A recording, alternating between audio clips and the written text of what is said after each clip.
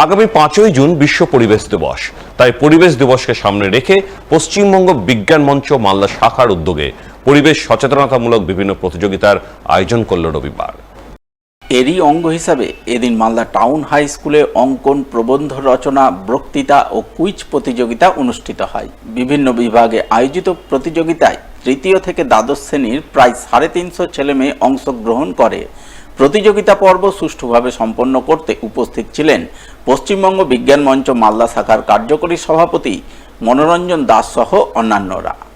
পশ্চিমবঙ্গ বিজ্ঞান মঞ্চ মালদা জেলা কমিটির উদ্যোগে আসন্ন বিশ্ব পরিবেশ দিবসকে সামনে রেখে জেলার প্রত্যন্ত অঞ্চলে তৃতীয় থেকে দ্বাদশ শ্রেণীর ছাত্রছাত্রীদের নিয়ে মালদা টাউন হাই স্কুলে বিজ্ঞান এবং পরিবেশ বিষয়ক নানা স্তরের প্রতিযোগিতা অনুষ্ঠিত হচ্ছে।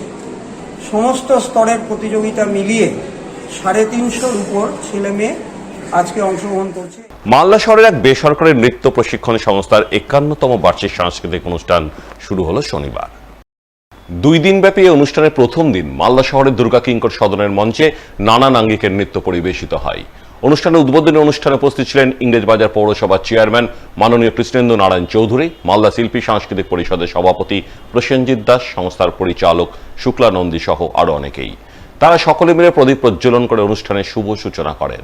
আর সূচনার পরপরই বিভিন্ন বয়সের নৃত্যশিল্পী শাস্ত্রীয় ও সৃজনশীল নৃত্য পরিবেশন করে মঞ্চ মাতিয়ে তোলেন, যা উপস্থিত দর্শক মণ্ডলী বেশ উপভোগ করেন।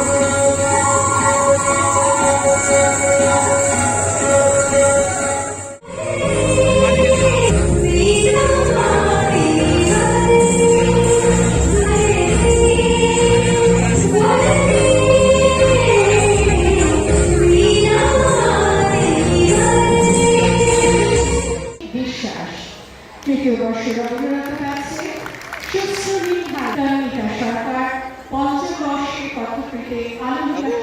51তম বাৎসরিক সাংস্কৃতিক অনুষ্ঠান, 2 দিনব্যাপী আমাদের এই অনুষ্ঠান। 1 তারিখে 1 জুন এবং 3রা জুন এই অনুষ্ঠান হবে।